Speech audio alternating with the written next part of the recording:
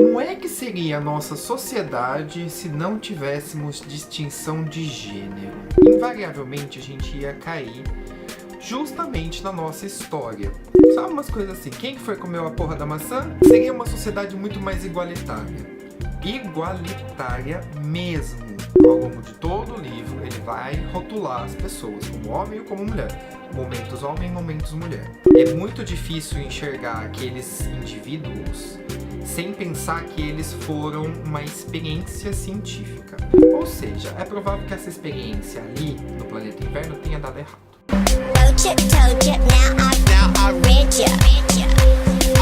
Aí, se você lê o livro e fica assim, Nossa, mas o livro é ótimo, essa questão do gênero é muito bem tratada, por que você tá falando mal? eu tô falando mal porque eu vi muita incoerência justamente nesses pontos que eu apontei.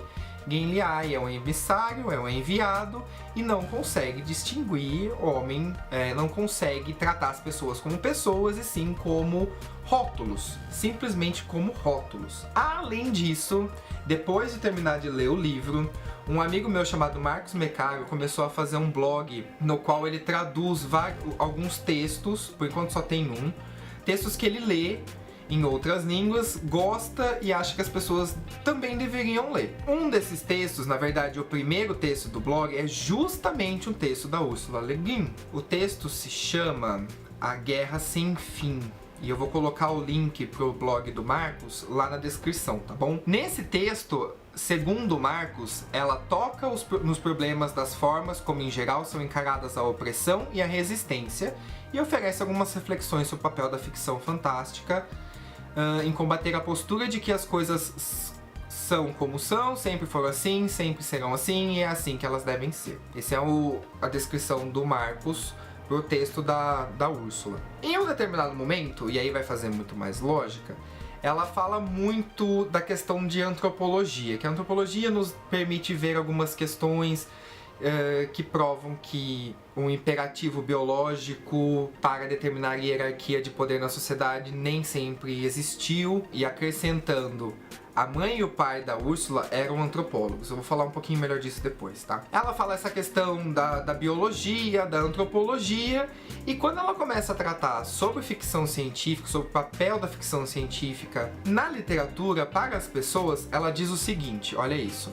As ficções científica e de fantasia, desde sua concepção, oferecem alternativas ao mundo presente e real do leitor. Jovens, em geral, abraçam essas histórias porque, em seu ânimo e ânsia por experiência, elas acolhem as alternativas, as possibilidades, a mudança. Ela fala que adulto tem preconceito, mas eu vou pular essa parte. Aí ela continua. Ainda assim, como se temessem seus inquietantes poderes, muitas das ficções científicas e de fantasia são tímidas e reacionárias em suas invenções sociais. A fantasia se agarrando ao feudalismo, a ficção científica às hierarquias militares e imperiais.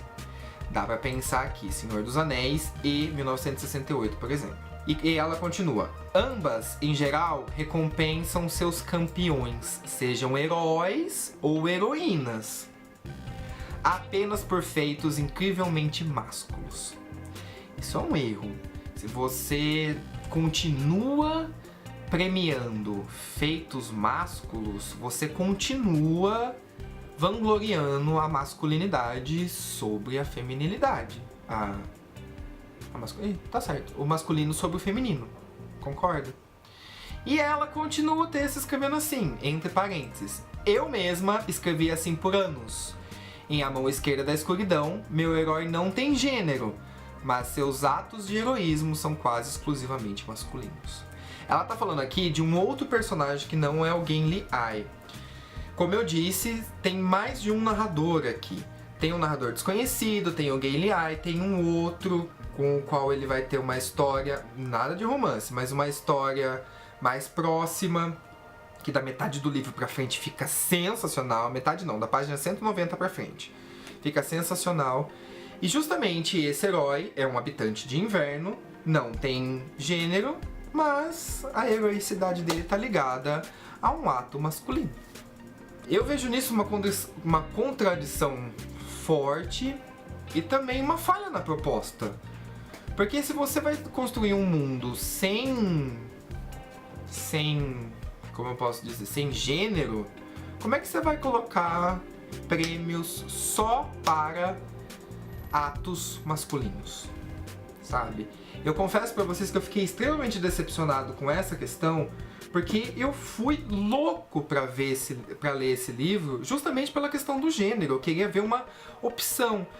E no fim, o que a gente tem aqui? Homens, homens, homens e atos de homens. Só. Sabe? São rótulos, são atos heróicos de homens e por aí vai. Acabou. Com tudo isso exposto, ficamos com a seguinte questão. Por que então ler A Mão Esquerda da Escuridão? Apesar de ter decepcionado para um caralho a questão... Oi, amor. A questão da diferenciação de gênero, tem uns pontos aqui super interessantes. O primeiro que eu queria apontar para vocês é um olhar antropológico. Como eu disse, a Úrsula é filha de um casal de antropólogos. A mãe dela era antropóloga e escritora e o pai era antropólogo. E fica muito evidente a influência que a antropologia tem nessa obra aqui, pelo menos. Eu não sei se nos Despossuídos, nas outras obras dela também fica claro assim. Mas, nos primeiros capítulos do livro, a gente começa a perceber que o Gen Liai está fazendo todo um trabalho de análise daquela sociedade. Ele começa o livro dizendo que ele não vai fazer um relatório nos moldes comuns. Ele vai fazer assim, ele fala o seguinte, ó.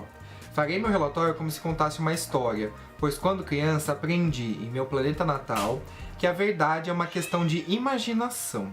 Ele é da Terra, portanto aqui a verdade é uma questão de imaginação. Ou pelo menos era no momento em que ele saiu daqui, certo? O fato mais concreto pode fraquejar ou triunfar no estilo da narrativa, como a joia orgânica singular dos nossos mares, blá blá blá blá. Ou seja, ele não faz um relatório bonitinho, certinho, como deveria ser, mas ele opta por uma narrativa. E o ganho disso é justamente a percepção dele daquele mundo onde ele está vivendo, para o qual ele foi enviado como móvel, como enviado. Porém, como não é só ele quem fala aqui no livro, um dos capítulos, como eu já comentei, é feito por uma estudiosa do Ecumen, tem umas transcrições de algumas fitas, porque as pessoas lá são... Então tem um olhar antropológico muito, muito, muito interessante, só que ele vai cansando. Como eu comentei, a partir da página 190 é que as coisas começam realmente a ficar interessantes, pelo menos pra mim. É quando tem toda uma reviravolta, tem uma ação muito forte, uma superação muito bacana. Então esse é o segundo ponto. Primeiro ponto, primeira parte do livro. Segundo ponto, mais a segunda. O segundo ponto é justamente a história. Até metade do livro, até a página 190, a gente fica com aquela questão do Shigetoff lá.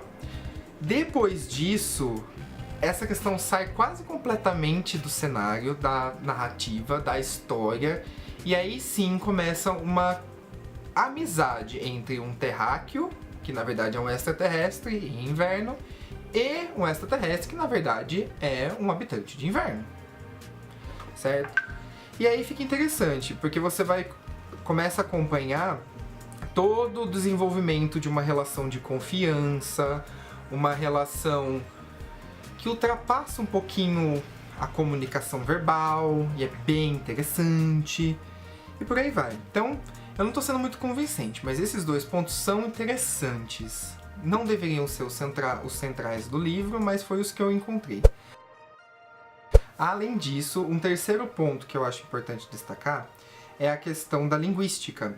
Em vários momentos aqui, Gen Liai fala sobre a língua. O Gen Liai passa tanto por Karhide quanto por Orgoren, que são dois países divididos por um deserto, que estão sempre em conflito, e por aí vai. E cada um tem a sua língua, embora eles entendam a língua um do outro, algumas pessoas. Coisas comuns que aqui na Terra também tem, não é mesmo? E enquanto ele observa essas questões, pra gente fica umas perguntas muito interessantes.